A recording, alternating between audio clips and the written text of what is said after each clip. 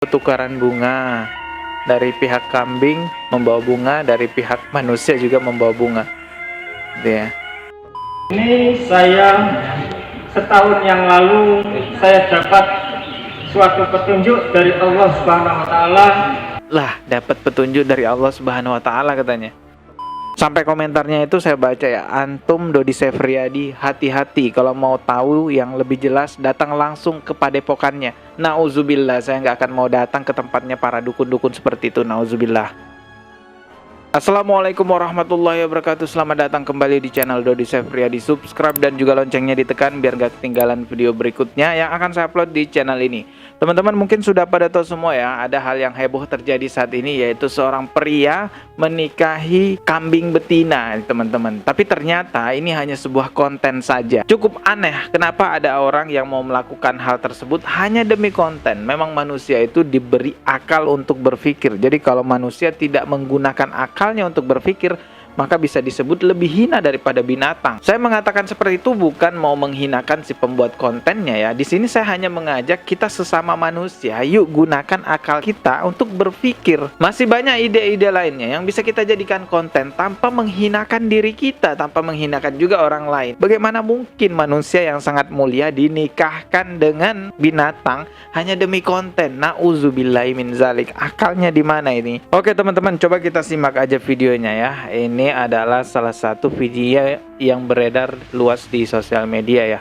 Di sini terlihat ritual pernikahan manusia dengan kambing ya. Di sini judulnya viral seorang pria di Gresik.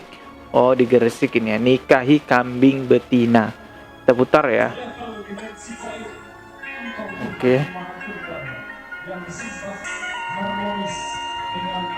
Oke, ini berdoa ya. Ini saya cepetin aja ya. Wah, banyak yang datang ya. Ada anak kecil ketawa nih. Ini ketawa nih anak kecil ya. Wah. Tapi ini hanya konten katanya sih gitu ya, hanya konten. Ditaburin. Wih, dibawain bunga cuy. Nih. Kambingnya dibawain bunga. Oke, bunganya dikasih ke kambing. Ini maksudnya ini bunga untuk kambing ini ya. Mungkin gitu kali ya. Oke, ini udah mulai prosesinya. Oh, tukaran bunga. Dari pihak kambing membawa bunga, dari pihak manusia juga membawa bunga. Gitu ya. Oh, ini mau akad dia. Dia elus-elus kambingnya. Tapi banyak ini yang hadir. Cuman yang ketawa-ketawa cuman anak kecil itu doang ya. Yang lainnya nggak ketawa-ketawa. Memang udah disetting kali ya. Oke, ini mau akad sekarang ya. Kita percepat aja ya. Oke, ini sudah mulai. Waduh. Ya nggak kedengeran tapi ya suaranya.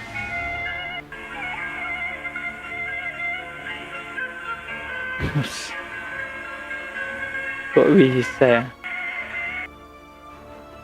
Oke, sampai sini berdoa. Ya, katanya sih ini demi konten ya, hanya untuk konten semata. Tapi kalau kita lihat yang hadir di sini, wah cukup banyak juga ya.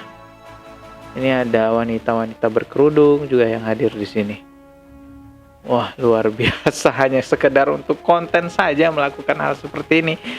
Saya masih nggak habis pikir itu, ya Allah. Nah, setelah prosesi menikah itu selesai antara manusia dengan kambing, si pihak laki-laki ini yang menikahi kambing memberikan sambutan. Coba kita dengarkan ya bagaimana sambutannya. Di sini ada sebuah video dengan judul Satrio Piningit rela menikahi seekor domba demi menyelamatkan Indonesia. Oh, temanya itu ya.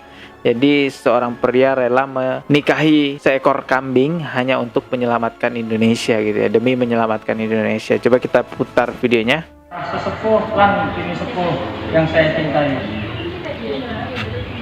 Ini saya setahun yang lalu saya dapat suatu petunjuk dari Allah Subhanahu wa taala Lah, dapat petunjuk dari Allah Subhanahu wa taala katanya.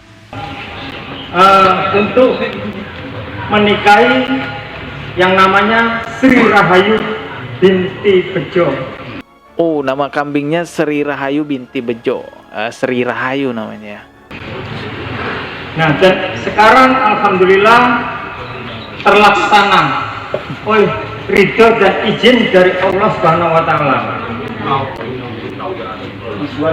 Dan tujuan pernikahan saya ini, Oke, tujuannya nih ya, dengerin ya. dengan izin dan ridho dari Allah Subhanahu wa taala, ini untuk mempersatukan negara kita, Nusantara Indonesia ini. Tepuk tangan. Tepuk tangan untuk Satria Paningit. Negara, orang-orang Indonesia Nusantara ini, ayo bangkit dan bersatulah.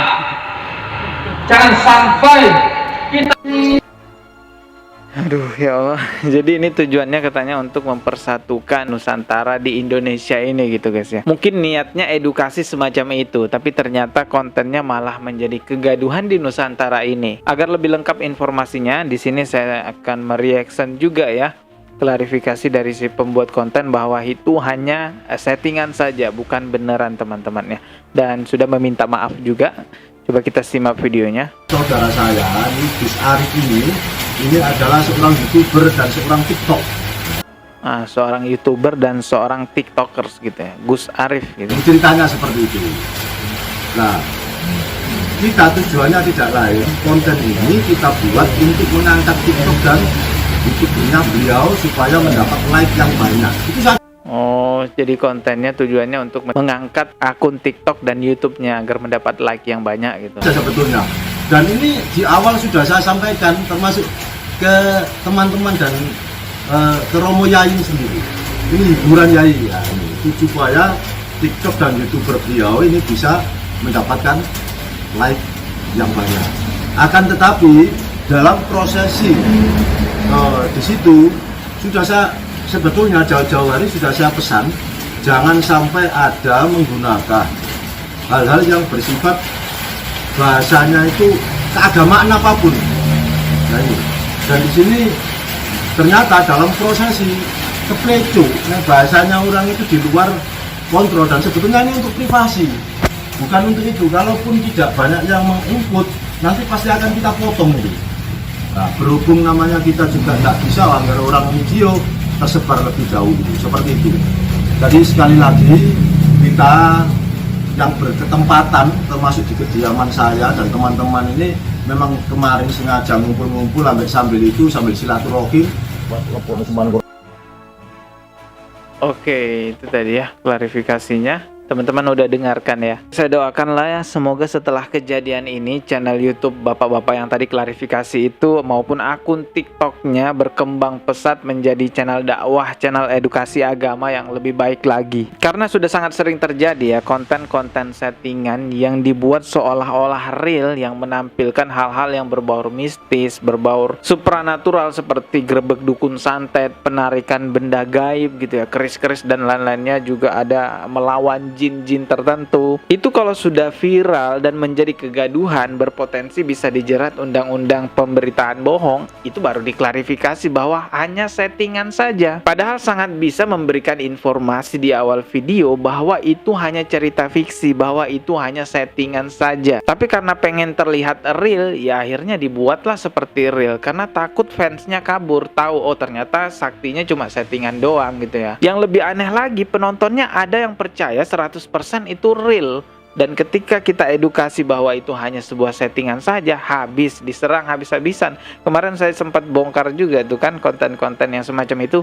Wah, kolom komentar saya dipenuhi dengan serangan-serangan para fansnya dukun-dukun. Sampai komentarnya itu saya baca ya, antum Dodi Sefriadi hati-hati, kalau mau tahu yang lebih jelas datang langsung ke padepokannya. Nauzubillah, saya nggak akan mau datang ke tempatnya para dukun-dukun seperti itu. Nauzubillah. Jadi kembali lagi lah kepada diri kita sebagai penonton untuk berhati-hati, jaga iman kita. Jangan sampai kita meninggal dalam keadaan membawa iman yang salah. Kita meninggal nggak bawa harta, nggak bawa kendaraan, nggak bawa rumah mewah, nggak masalah di mata Allah, nggak masalah di sisi Allah. Tapi kalau kita meninggal dalam keadaan membawa iman yang salah, apalagi tidak beriman kepada Allah, nauzubillah, ini adalah hal yang paling berbahaya karena bisa kekal di neraka. Allah tidak akan mengampuni dosa-dosa kesyirikan. Oke, subscribe dan juga loncengnya ditekan biar nggak ketinggalan video berikutnya. Mohon maaf jika ada kata yang salah, semoga bermanfaat. Sekian dari saya, wassalamualaikum warahmatullahi wabarakatuh.